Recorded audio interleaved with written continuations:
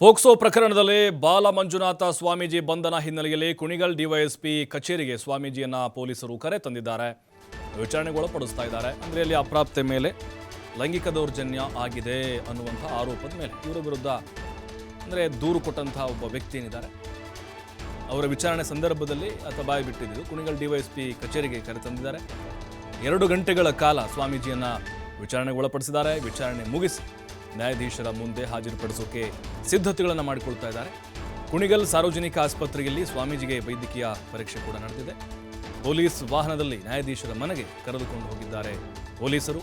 DYSP ಕಚೇರಿ ಕರ್ಕೊಂಡು ಬಂದು ಬಾಲ ಮಂಜುನಾಥ ಸ್ವಾಮೀಜಿ ವಿಚಾರಣೆಗೆ ಒಳಪಡಿಸಿದರು 2 ಗಂಟೆಗಳ ಕಾಲ. ಯಾಕಂದರೆ ಇವರ ವಿರುದ್ಧ ಅಲ್ಲಿ ವಿಚಾರಣೆ ಸಂದರ್ಭದಲ್ಲಿ ಅಂದರೆ ಸ್ವಾಮೀಜಿಯೇ ಕೊಟ್ಟಂಥ ದೂರದು. ಅಭಿಷೇಕ್ ಅನ್ನೋನು ಇವರ ಪರಿಚಿತನೇ. ಇವರೇ ಮೊದಲು ಆತನ ವಿರುದ್ಧ ದೂರು ದಾಖಲು ಮಾಡಿದ್ರು. ಆತನ ವಿಚಾರಣೆ ಸಂದರ್ಭದಲ್ಲಿ ಅವನು ಕೆಲವೊಂದಿಷ್ಟು ಸ್ಫೋಟಕ ಮಾಹಿತಿಯನ್ನು ಬಿಚ್ಚಿಟ್ಟಿದ್ದಾನೆ.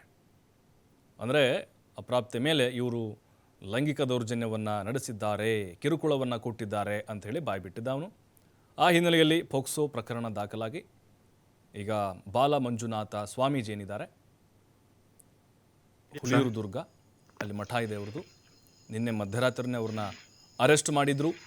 ಕುಣಿಗಲ್ ಡಿವೈಎಸ್ಪಿ ಕಚೇರಿ ಕರೆತಂದು 2 ಗಂಟೆಗಳ ಕಾಲ ವಿಚಾರಣೆ ನಡೆಸಿ ಮಾಹಿತಿಯನ್ನು ತೆಗೆದುಕೊಂಡಿದ್ದಾರೆ. ನಂತರ ಈಗ ಮೆಡಿಕಲ್ ಟೆಸ್ಟ್ ಆದಮೇಲೆ ನ್ಯಾಯಾಧೀಶರ ಮುಂದೆ ಹಾಜರುಪಡಿಸಿದ್ದಾರೆ. ನೋಡಬೇಕೀಗ ಇಲ್ಲಿ ಅಸಲಿ ಕತೆ ಏನಾಗಿತ್ತು ಅಂತ. ಇವರು ಹೇಳ್ತಾ ಇರೋದು ಬ್ಲ್ಯಾಕ್ ಮೇಲ್ ಮಾಡ್ತಿದ್ದಾರೆ ಒಂದು 3-4 ಜನ ಯುವಕರು ಅಂಥೇಳಿ ಇವರ ಆರೋಪ. ಬಟ್ ಈ ಪ್ರಕರಣಕ್ಕೆ ಏನಾದರೂ ಟ್ವಿಸ್ಟ್ ಸಿಗುತ್ತಾ ಅಥವಾ ಆರೋಪಕ್ಕೆ ಸಂಬಂಧಪಟ್ಟಂತೆ ಏನಾದರೂ ಸಾಕ್ಷ್ಯಾಧಾರಗಳನ್ನು ಕಲೆ ಹಾಕಲಾಗುತ್ತಾ ಅನ್ನೋದು ಕೂಡ ಒಂದು ರೀತಿ ಕುತೂಹಲ ಮೂಡಿಸ್ತಾ ಇದೆ.